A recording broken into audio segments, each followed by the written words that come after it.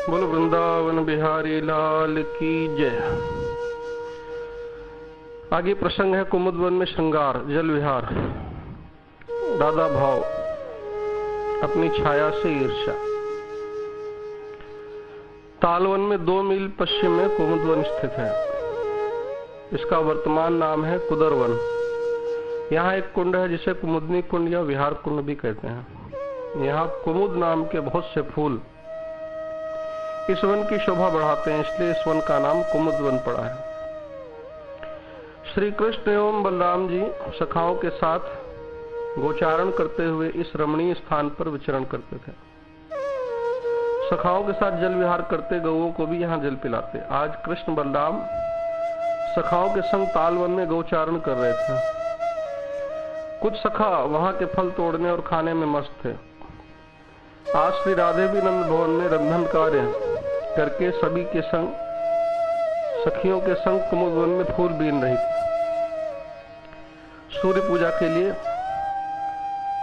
बहुत से पुष्प चुनने के बाद राधा सब सखियां फूलों के श्रृंगार, माला, गजरा, कुंडल, बेनी, कंगन आदि बनाने लगी। युगल की लीला गा रही थी। वहां सखाओं को मस्त देख के श्री कृष्ण सरक गए। पास में ही कुमुद वन था। पहुंचते कितनी देर। श्री कृष्ण ने दूर से देखा राधा सखियों के संग फूलों के आभूषण बनाती हुई युगल लीला का गान कर रही हैं।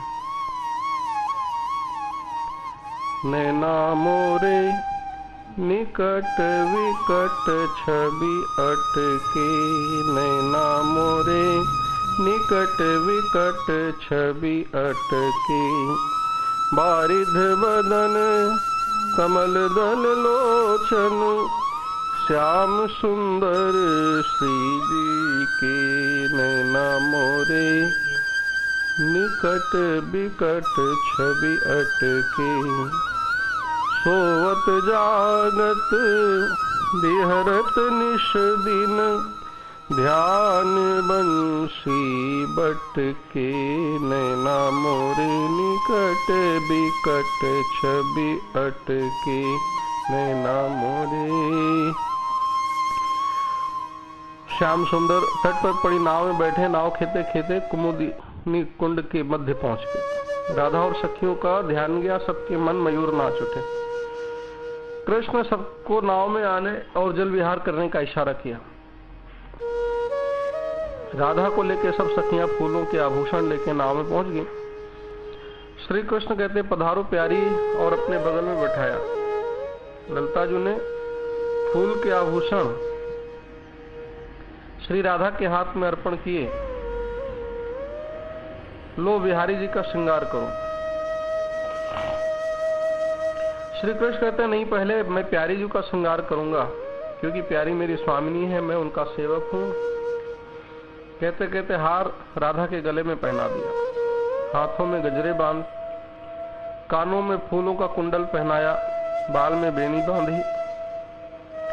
फिर श्री राधा ने बिहारी जी के गले में माला, हाथों में गजरे आदि फूलों के आभूषण पहनाए। राधा ने जल में देखा, अपनी छाया देख भ्रमित हो गई। बोली देखो देखो ललिता जी, वो सुंदरी जैसी आपने मुझे माला पहनाई वैसी माला पहन के आ गई। हाय ललिता जी, अब क्या होगा? श्याम तो इसके वश हो जाएंगे। तट से श्री कृष्ण ने राधे को होश में लाने के लिए आवाज दी, प्यारी आ जाओ। राधा जी कहती प्यारी मैं आ रही हूं, तुम मत आना। श्याम नाव में चढ़ गए। राधा कहती है जल में मत देखना। कृष्ण कहते क्यों? राधा जो कहती वहां एक सुंदरी है जो तुम्हें वश करने मेरे जैसा रूप रंग बना के आई है। कहीं तुम उसके वश हो गए तो मैं तुम्हारे बिना जी नहीं सकूंगी। कृष्ण ने जल में देखा और बोले राधा ये कोई और सुंदरी नहीं, तुम्हारा ही प्रतिबिंब है। राधा कहती अच्छी मजाक कर लेते हो। कृष्ण कहते नहीं, मैं सत्य कहता हूँ, उस सुंदरी को जरा देखो तो। कृष्ण ने जल में हाथ डाल पानी हिलाया, प्रतिबिंब अदृश्य हो गया। पुनः जल रुका, स्थिर हुआ तो पुनः प्रतिबिंब दिखा। राधा जो कहती देखो देखो, सुंदरी थोड़ी क्षण छिप गई थी, पुनः आ गई, लगता है उसका घर जल में है। कृष्ण ने ललिता से दर्पण मंगाया और राधे को अपना मुख दिखाया। राधा ने दर्पण में अपना मुख देखा, जल में प्रतिबिंब सुंदरी को देखा, दोनों एक थी। तो भ्रम टूटा और खिलखिला के हंसने लगी। सखियां कहती प्यारी जू की जय हो, प्रीतम प्यारी की जय हो, नवीन भाव लीला की जय हो।